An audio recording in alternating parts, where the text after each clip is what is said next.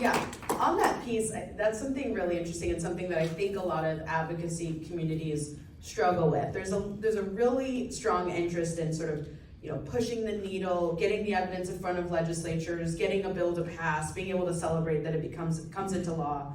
And then it's sort of like we all forget about it, or we celebrate the win, and then somebody's doing implementation, but we don't really know how it's going until the rollback sort of conversations start coming up in the press that this bill didn't work, et cetera. So I'm curious if you want to share any experiences that you've had with having what seemed to be a significant win, but then sort of having to deal with the whole implementation and the challenges. Oh yeah. I think that's all of them, but Somebody woman knows that this is exactly what I'm getting ready to say.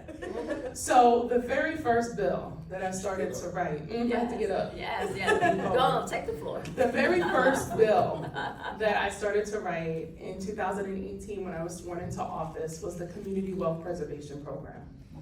What that is that New Jersey leads the country. It's constantly battling to be in the top 3 of having the highest foreclosures in the nation. Now we know that poverty nationwide actually does not have a color, but in New Jersey it does, okay? The poverty-stricken areas tend to be Black and brown. Leading the statistics to make New Jersey within the top 3 of having the highest foreclosures are the Black and brown communities. So I call that a hemorrhage of wealth.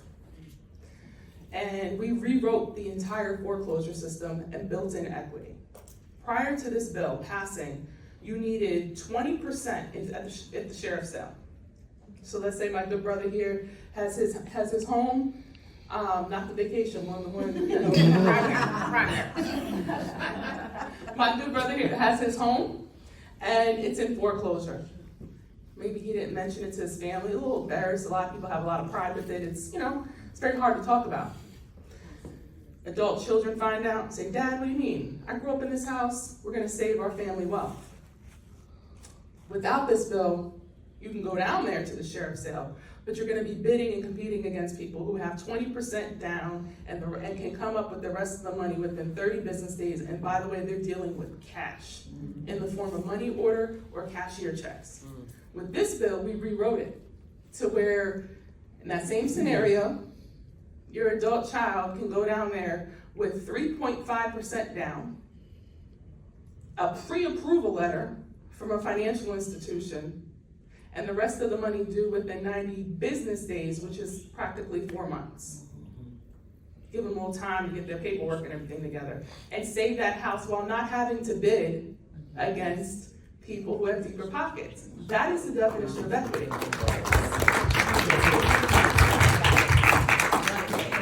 I spent a lot of time on picket lines helping to save people's home, understanding from personal experiences about what predatory lending is. So, and I'm also come out of the space of housing advocacy.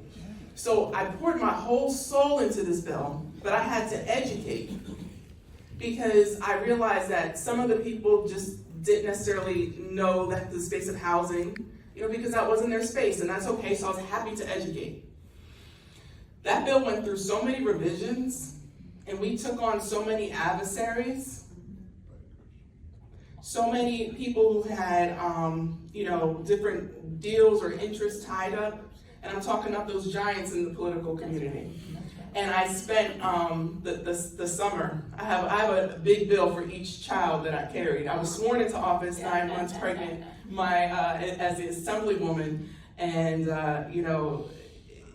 but this one here, I was pregnant with my second one, so he's the community wealth preservation baby, right? And by the time it got passed, then I had the third one, so he gets to share in that as well. But I spent the summer, to your point, wishing that I could be sipping on some lemonade with my swollen ankles up while the legislature was on recess, but instead we organized and we protested because we got it past both houses, but we needed the signature of the governor. And he wasn't budging. And we fought, we organized, and we fought and we organized, we fought and we organized, and he conditionally vetoed the bill. And I went and met with my leadership, and they said, kid, learn how to take the win. The things that we were debating about that were in the bill, I felt as though if we passed it like that and I allowed it to be the conditional veto to be run back through the legislature and signed, I felt that it would displace and gentrify our communities more than what they already are now. So I didn't take the win. Rewrote the bill and sent it back through to the governor's desk, which I'm told it's not really what you're supposed to do according to decorum. But no, we're not doing that CV, rewrite the bill, this is what it is, these are the stop gaps we're gonna put in place, and we got it passed. Now, and the governor signed it, and by the way, it's bipartisan. It is. Assemblywoman Sumter was there on the day of signing, and is one of the prime sponsors, and thank you for being a support as well as the Black Caucus through this 6-year journey. Now, here we are today. People are using the bill, nonprofits are using the bill because we wrote it to where a homeowner can save their wealth, their next of kin can save their wealth, to the point of the example I gave, or if there's a tenant. How many of you have heard community members say, I paid my rent on time, but they didn't know their landlord wasn't paying the mortgage? The tenant can buy that property if the homeowner or the next of kin doesn't take advantage of the bill, okay? And then the nonprofit could buy the property for the family if the family doesn't have the credit and help them stay in the home, or if the family waives their right, the nonprofit could buy the home to create affordable housing. So of course we know that there was gonna be unscrupulous people and trying to create nonprofits and do false, shady hood stuff, you know? And I don't even say that as in relation to our folk, because it's not even really coming from the urban areas, it's really the shady businessmen coming from the suburban areas that are doing this type of stuff. You know, putting urban, yeah. So we get a call from one of the sheriffs who calls my staff and yells at them, I'm stopping sheriff sales, I'm overturning. We're gonna use our freehold, our formerly known as freeholder board, now commissioners, to gut this, and we're gonna basically, he says that he's gonna call the press. I was like, great. Jump if you're feeling froggy. Let's go. You must not know. So I called him up and let him kindly know, you don't talk to my staff that way, and game on. So we went and we've been educating all over the state via Zooms, educating all of those different populations about how to use this bill, how to save your wealth, how to make sure that New Jersey is not the top 3 anymore, okay? And we're also educating the sheriff officers as well as nonprofits that know how to do affordable housing. And haphazardly, look at God, and I'll wrap up on this. While I was doing a second informational with the statewide, all the sheriffs in New Jersey. New Jersey is a very interesting state because there's a lot of counties and over 600, it's a lot. Yeah. So we have all these different sheriff departments and they were coming on to hear me speak. Well, they're trying to overturn the bill in the court system to say that it's unconstitutional. But I think it was unconstitutional before the way it was written, right, because who the heck could participate in that unless you were rich? Right. So they decide that they're gonna get some county councils to kind of what I call sandbag me and start asking all of these questions about the case when I'm there to train.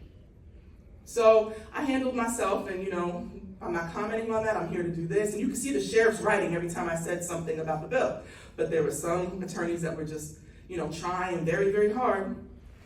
And then, dealing with the press on his other threat, the press call, talk to the press. Well, when the article came out, it was so clear and so transparent as to what was actually happening, that the investors who fund the sheriff's campaign were upset and were trying to get to put the battery in the sheriff's back, again to your point about the funders, to shut down sheriff sales and to stop this bill. The saving grace, one of them, there was many of them, was that I took the call from my home county, Essex County Sheriff Office. I went there earlier to teach them the bill personally, and I wasn't even thinking anything of it. They have the most sheriff sales in the entire state. So here I am, sitting there with the sheriff sitting next to me, doing most of the volume, and you have counties that are doing like 10 sales a month on there screaming about needing to stop sales. The residual effect of that image reverberated, and some of those sheriffs said, all right, she got it. We don't want to take on Essex County. And I was like, oh God, I was just here to, teach them. But so it's constant fighting, and I let everyone know on every single one of those trainings, if you think that I stopped when that bill passed, you've got another thing coming. Because I'm always going to keep a pulse on that bill, and I'm always going to fight to make sure it doesn't get overturned, and to make sure that the community knows how to use it. Amazing. Thank you so much.